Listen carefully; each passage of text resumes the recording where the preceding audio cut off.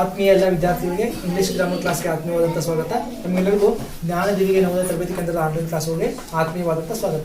ವಿದ್ಯಾರ್ಥಿಗಳೇ, ಇವತ್ತಿನ ಕ್ಲಾಸ್ನಲ್ಲಿ ನಾವು ಇಂಗ್ಲಿಷ್ ಗ್ರಾಮರ್ಗೆ ಸಂಬಂಧಪಟ್ಟಿರುವಂತಹ ಆರ್ಟಿಕಲ್ಸ್ ಅಂದ್ರೆ ಉಪಪದಗಳಲ್ಲಿ ಬರುವಂತಹ ಮೂರನೇ ಪ್ರಕಾರ ಯಾವುದಂದ್ರೆ ದ.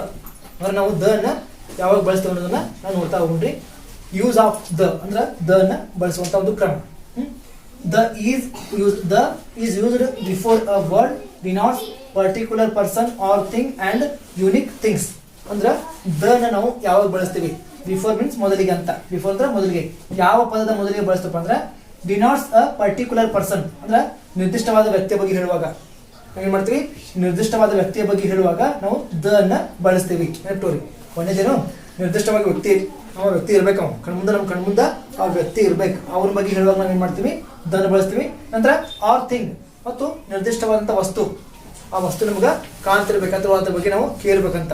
ಆ ವಸ್ತು ಇರಬೇಕು ಅಥವಾ ಅದ್ರ ಬಗ್ಗೆ ನಾವು ಕೇರ್ಬೇಕು. ಅವಾಗ ಕೂಡ ನಾವೇನ್ ಮಾಡ್ತೀವಿ ಅಂದ್ರೆ ದ ನ ಬಳಸ್ತೀವಿ. ಮತ್ತ ಅಂಡ್ ಯುನೀಕ್ ಥಿಂಗ್, ಇಷ್ಟವಾದಂತ ವಸ್ತುಗಳಿದ್ರೆ ನಾವೇನ್ ಮಾಡ್ತೀವಿ? ದ ನ ಬಳಸ್ತೀವಿ. ಸರಿ ನೋಡ್ಕೊರಿ, ಇಲ್ಲಿ ದ ಅನ್ನುವಂತ ಒಂದು ವರ್ಡ್ ಅನ್ನ ಅಥವಾ ಆರ್ಟಿಕಲ್ಸ್ ಅನ್ನ ನಾವು ಯಾವಾಗೆಲ್ಲ ಬಳಸ್ತೀವಿ ಅಥವಾ ಯಾವ ಪದದ ಮೊದಲಿಗೆ ಬಿಫೋರ್ ಅಂದ್ರೆ ಮೊದಲಿಗೆ ಬಳಸ್ತೀವಿ ಅಂದ್ರೆ ಇಲ್ಲಿ particular person or thing. Particular ಅಂದ್ರೆ ನಿರ್ದಿಷ್ಟವಾದಂತದ್ದು, ಏನು ನಿರ್ದಿಷ್ಟವಾದಂತ ಒಬ್ಬ ವ್ಯಕ್ತಿ ಇರಬೇಕು ಅಥವಾ ನಿರ್ದಿಷ್ಟವಾದಂತ ಒಂದು ವಸ್ತು ಇದ್ದಾಗ ನಾವೇನ್ ಮಾಡ್ತೀವಿ? ದ ಬಳಸ್ತೀವಿ. ಅಂಡ್ ಮತ್ತು ಯುನಿಕ್ ವಿಶಿಷ್ಟವಾದಂತಂತ ಅಂದ್ರೆ ಒಂಥರ ಅಪರೂಪ ಅಂತ. ವಿಶಿಷ್ಟ ಅಂದ್ರೆ ಅಪರೂಪ ವಸ್ತುಗಳಿದ್ದಾಗ ಕೂಡ ನಾವೇನ್ ಮಾಡ್ತೀವಿ? ದ ನ ಬಳಸ್ತೀವಿ. ಸರಿ ಅರ್ಥ ಮಾಡ್ಕೊರಿ. ನಿರ್ದಿಷ್ಟವಾದಂತ ಒಬ್ಬ ವ್ಯಕ್ತಿ ಇರಬೇಕು ಅಥವಾ ನಿರ್ದಿಷ್ಟವಾದಂತ ಒಂದು ವಸ್ತು ಇರಬೇಕು ಮತ್ತು ವಿಶಿಷ್ಟವಾದಂತ ವಸ್ತುಗಳಿದ್ರು ಕೂಡ ನಾವೇನ್ ಮಾಡ್ತೀವಿ? ಅದರ ಮೊದಲಿಗೆ ಬಿಫೋರ್ ಅದರ ಮೊದಲಿಗೆ ಮಾಡ್ತೀವಿ? ದ ನ ಬಳಸ್ತೀವಿ. ಅರ್ಥಾತು? ಎಕ್ಸಾಂಪಲ್ ನೋಡ್ರಿ, ಕನ್ನಡ ಮೀನಿಂಗ್.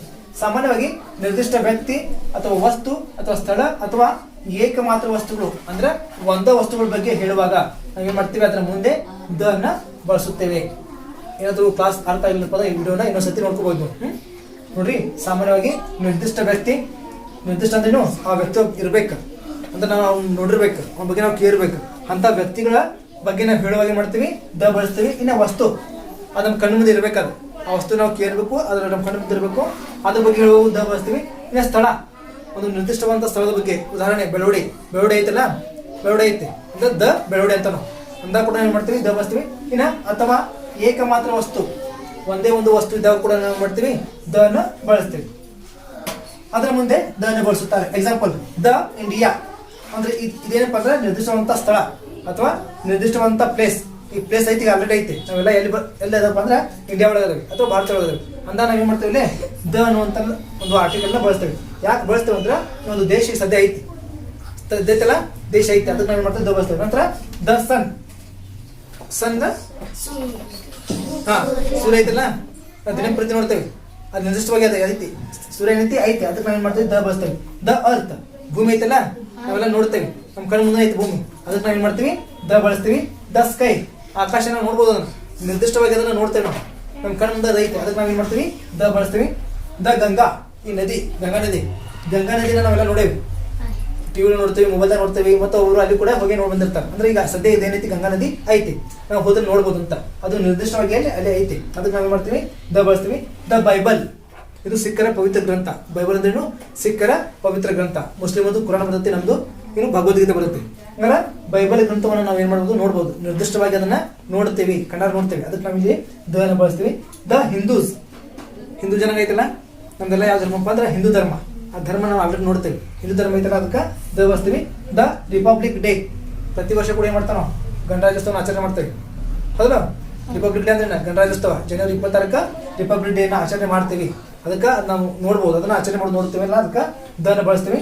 ದ ಭಗವದ್ಗೀತಾ, ಇದು ಹಿಂದೂಗಳ ಪವಿತ್ರ ಗ್ರಂಥ. ಭಗವದ್ಗೀತಾ ಏನು? ಹಿಂದೂಗಳ ಪವಿತ್ರ ಗ್ರಂಥ. ಅದಕ್ಕೆ ನಾವು ನೋಡ್ತಾ ಹೋದನ್ನ ಭಗವದ್ಗೀತೆ ನಾವು ನೋಡ್ಬೋದು, ಪುಸ್ತಕ ಐತೆ ನೋಡ್ರಿ, ನೋಡ್ರಿಲ್ಲ, ನಾವು ಕನ್ನಡ ನೋಡಿರ್ತೇವಲ್ಲ, ಅದಕ್ಕಾಗಿ ನಾವು ಏನ ದ ಬಳಸ್ತೀವಿ. ದ ತಾಜ್ ಮಹಲ್, ಇದು ನಮ್ಮ ಕಣ್ಣಿಗೆ ಕಾಣುವಂತ ಒಂದು ಏನ ಸ್ಥಳ, ಏನ ಮಹಲ್, ಏನು ಮಹಲ್, ಇದು ನಾವು ಕಣ್ಣಿಗೆ ನೋಡ್ತೇವೆ, ಕನ್ನಡ ನೋಡ್ತೇವೆ ಅಥವಾ ಅಲ್ಲಿ ಹೋದ್ರೆ ನಮ್ಗೆ ಕಾಣಬಹುದು. ಅದಕ್ಕೆ ಇದಕ್ಕೂ ಕೂಡ ನಾವು ಏನ್ ಮಾಡ್ತೀವಿ? ದ ಅನ್ನುವಂಥ ಆರ್ಟಿಕಲ್ ನ ಬಳಸ್ತೀವಿ. ಇನ್ನು ಹಲವಾರು ಗ್ರಂಥ ಬರ್ತಾವ. ಯಾವ್ದು?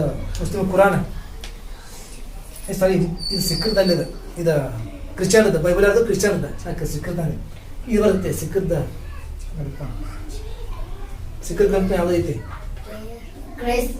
ಇದು ಕ್ರೈಸ್ತರದ ಬೈಬಲ್ ಕ್ರೈಸ್ತರದ ಸಿಕ್ಕರ್ ಮಾಡಕ್ ಬರುತ್ತೆ. ಇದನ್ನ ಕ್ರೈಸ್ತ ಅಂತ ತಗೊಳ್ಳಿ, ಇದು ಸಿಕ್ಕರ್ದಲ್ಲ. ಆದ ನಿರ್ದಿಷ್ಟವಾಗಿ ನಾವು ಕಣ್ಣಾರೆ ನೋಡ್ಬೋದು ಅಥವಾ ನಮ್ಮ ಕಣ್ಣಿಗೆ ಅದು ಕಾಣುವಂಗೆ ಇದ್ದಾಗ ಮಾತ್ರ ನಾವು ಮಾಡ್ತೀವಿ ಅಲ್ಲಿ ದ ಬಳಸ್ತೀವಿ. ಓಕೆ, ಇವತ್ತಿಗೆ ಈ ಆರ್ಟಿಕಲ್ ಅನ್ನುವಂಥ ಚಾಪ್ಟರ್ ಮುಗಿತಿ. ನಾಳೆ ಕ್ಲಾಸಾಗ ಹೊಸ ಚಾಪ್ಟರ್ ನಿಮಗೆ ಮತ್ತೊಂದು ವಿಡಿಯೋ ನೋಡ್ರಿ. ಅಲ್ಲಿ ಅವ್ರಿಗೆಲ್ಲ ನೋಡ್ಕೊರಿ, ನೋಟ್ಸ್ ಮಾಡ್ಕೊರಿ. ನಿಮ್ಮ ಚಾನಲ್ನ ಸಬ್ಸ್ಕ್ರೈಬ್ ಮಾಡ್ಕೊರಿ.